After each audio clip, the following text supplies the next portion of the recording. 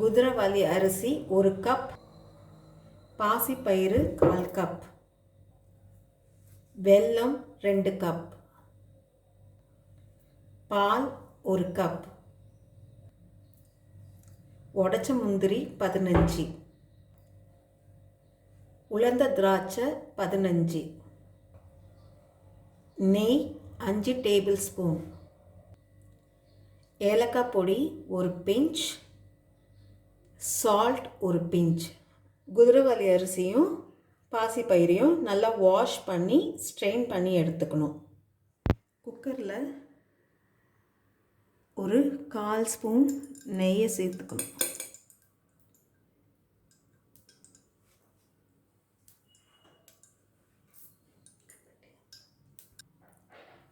நெய் ஹீட் ஆன பிறகு நம்ம வாஷ் பண்ணி ஸ்ட்ரெயின் பண்ணி வச்சுருக்க பைத்த பருப்பை அதில் ஆட் பண்ணிக்கணும்.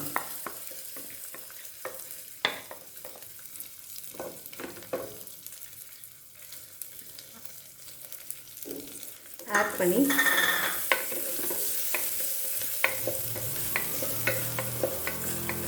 மீடியம் ஃப்ளேமில் கொஞ்சம் வறுக்கணும்.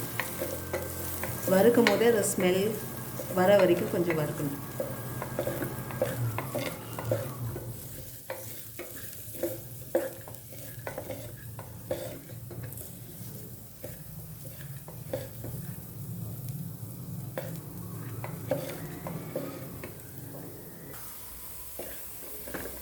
பாருங்கள், நல்லா ஃப்ரை ஆகி நல்ல ஸ்மெல் வரும். அந்த பாசிப்பயிறு அந்த கீயோடு சேர்ந்து வறுபடும் போது ஒரு நல்ல ஸ்மெல் வரும். இப்போது நம்ம வாஷ் பண்ணி ஸ்ட்ரெயின் பண்ணி வச்சுருக்க குதிரவாலி அரிசியை நம்ம இதில் ஆட் பண்ணுறோம்.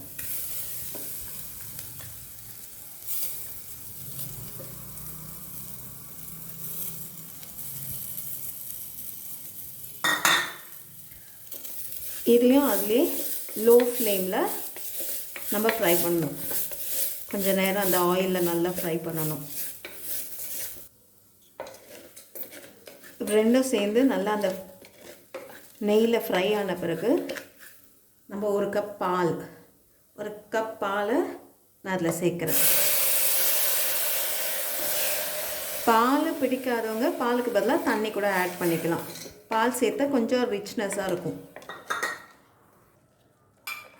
1 கப் பால் சேர்த்த பிறகு தண்ணி ஒரு 3 கப்பு. நம்ம எந்த கப்பில் அரிசியை அளக்குறோமோ அதே கப்பில் நம்ம எல்லா மெஷர்மெண்ட்ஸையும் எடுத்துக்கணும். வெல்லம், பயிறு எல்லாத்தையும் வந்து அதே கப்போட மெஷர்மெண்ட்ஸில் எடுக்கணும். இப்போ நான் 1 கப் பால் சேர்த்துட்டேன். இப்போ 3 கப் தண்ணி.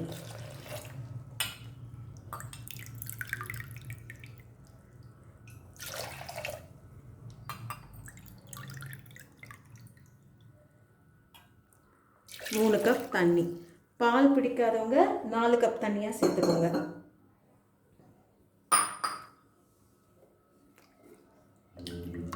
நல்லா மிக்ஸ் பண்ணி விட்டுட்டு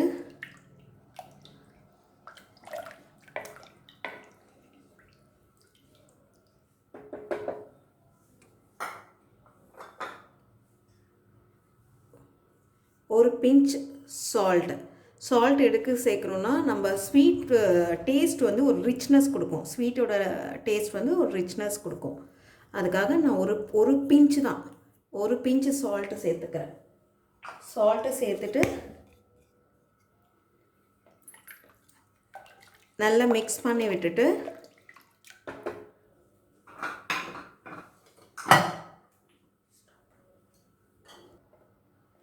குக்கர் மூடியே விசில் போடணும்.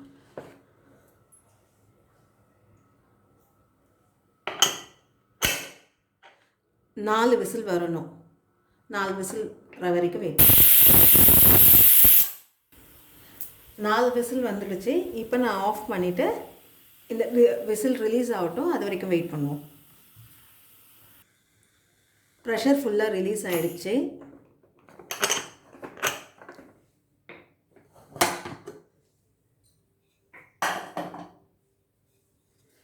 இப்போ பாருங்கள், மிக்ஸ் பண்ணி விடுங்க. இந்த சூட்லேயே மிக்ஸ் பண்ணுங்கள்.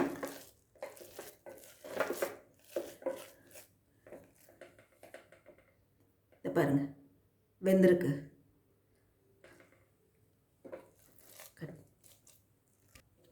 இப்போ நல்லா மிக்ஸ் பண்ணி விட்ட பிறகு இப்போ நம்ம வெல்லம் கரைச்சி இதில் மிக்ஸ் பண்ணணும். கடாயில் 2 கப் வெல்லம் எடுத்து வச்சுருக்கேன்.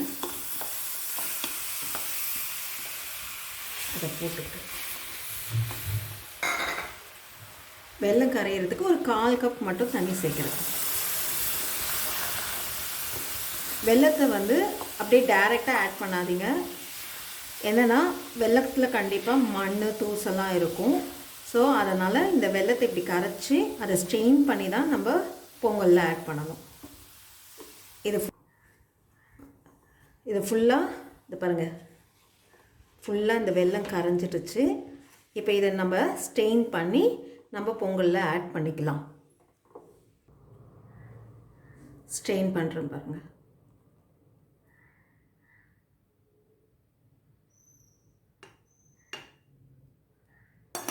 பாருங்கள் எவ்வளோ அந்த மண் தூசுலாம் இருக்குது பாருங்கள். இப்போ ஸ்ட்ரெயின் பண்ண இந்த வெல்லத்தை இதில் நான் மிக்ஸ் பண்ணுறேன்.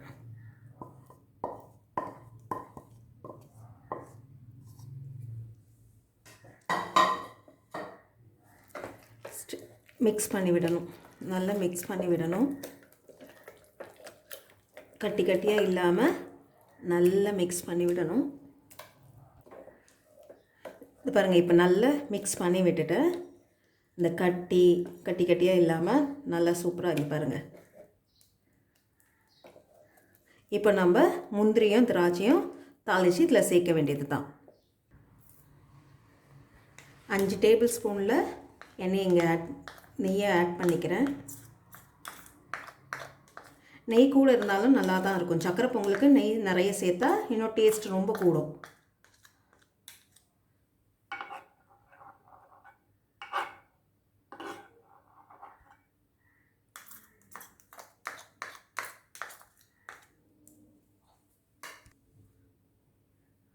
இதில் முந்திரி பருப்பை ஃப்ரை பண்ணிக்கோங்க.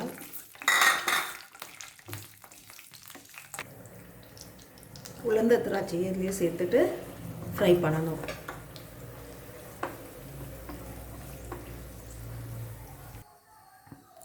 இந்த பொங்கலில் ஏலக்காய் ஒரு பிஞ்சு அதை சேர்த்துக்கணும். நம்ம வெள்ளை சிரப்பு சேர்க்கும் போதே அதை சேர்த்துக்கணும். சேர்த்து மிக்ஸ் பண்ணி விட்டுடணும்.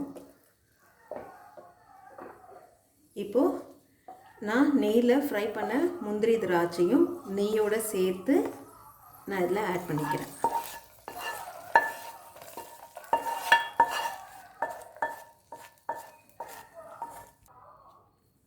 இப்போ நெய் முந்திரியும் திராட்சை எல்லாம் ஆட் பண்ணி நல்லா மிக்ஸ் பண்ணுங்கள். அவ்வளோதான், மில்லட் சக்கரை பொங்கல் ரெடி ஆகிடுச்சு. சுவையான குதிரவாளி சக்கரை பொங்கல் ரெடி ஆகிடுச்சு. இந்த வீடியோ உங்களுக்கு பிடிச்சிருந்தா லைக் பண்ணுங்கள், ஷேர் பண்ணுங்கள். என் வீடியோ உடனுக்குடனே உங்களுக்கு தெரியணும்னா கீழே இருக்கிற சப்ஸ்கிரைப் பண்ணுங்கள். கூடவே இருக்கிற பெல் ஐக்கானை கிளிக் பண்ணுங்கள்.